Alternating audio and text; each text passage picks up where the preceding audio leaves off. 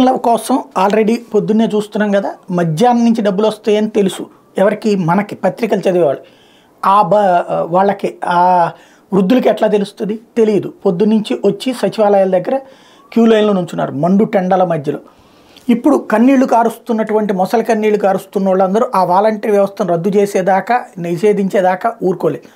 ఇప్పుడు ప్రతి ఒక్కళ్ళు మొసలి కన్నీళ్లు కారుస్తున్నారు. అయితే ఇప్పుడు ఎన్నికల సంఘం తాజాగా పింఛన్లు పంపిణీ చేయకుండా వాలంటీర్ల మీద నిషేధం విధిస్తూ కేంద్ర ఎన్నికల సంఘం గత నెల 30 జారీ చేసిన ఉత్తర్వులను సవాల్ చేస్తూ హైకోర్టులో ప్రజా ప్రయోజన వ్యాజ్యం దాఖలైంది. ఎన్నికల సంఘం ఉత్తర్వులను చట్టవిరుద్ధంగా ప్రకటించి వాటిని రద్దు చేయాలని కోరుతూ గుంటూరు జిల్లా కుంచెనపల్లి మొన్నంగికి చెందిన వంగా వరలక్ష్మి, వంగా బిందు, అల్లు సునీత వ్యాజ్యాన్ని దాఖలు చేశారు. ఇందులో రాష్ట్ర ప్రభుత్వ ప్రధాన కార్యదర్శి, రాష్ట్ర ప్రధాన ఎన్నికల కమిషన్, కేంద్ర ఎన్నికల సంఘం ప్రధాన కమిషనర్, సిటిజన్ ఫర్ డెమోక్రసీ కార్యదర్శిని ప్రతివాదులుగా పేర్కొన్నారు.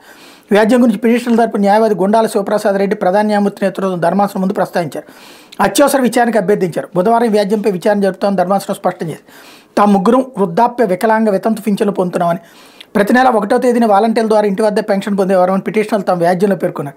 అయితే ఎన్నికల నియమావళి ముగిసేంత వరకు వాలంటీర్లను పింఛన్లు పంపిణీ నుంచి నిషేధిస్తూ కేంద్ర ఎన్నికల సంఘం ఇచ్చిన ఉత్తర్వుల వల్ల తాము తీవ్ర ఇబ్బందులు ఎదుర్కొంటున్నామన్నారు.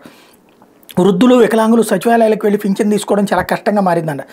రాజకీయ ప్రయోజనాలను ఆశించి సిటిజన్ ఫర్ డెమోక్రసీ ఇచ్చిన ఫిర్యాదు ఆధారంగా వాలంటీర్ల మీద నిషేధం విధిస్తూ కేంద్ర ఎన్నికల సంఘం ఉత్తర్వులు జారీ చేసిందన్నారు. ఈ ఉత్తర్వులు ఏకపక్షమని, ఎలాంటి విచారణ జరపకుండా ఎన్నికల సంఘం ఉత్తర్వులు జారీ చేసిందని చెప్పారు. ఈ ఉత్తర్వులు సహజ న్యాయ సూత్రాలకు విరుద్ధమని పేర్కొన్నారు. ఎన్నికల సంఘం ఉత్తర్వుల వల్ల తాము బాధితులుగా మారామన్నారు. ఉత్తర్వులను ఉపసంహరించుకునేలా కేంద్ర ఎన్నికల సంఘాన్ని ఆదేశించాలని, లేని పక్షంలో ఆ ఉత్తర్వులను రద్దు చేయాలని వాళ్ళు కోర్టును అభ్యర్థించారు. మరి చేస్తుందా లేదా అన్నది చూడాలి.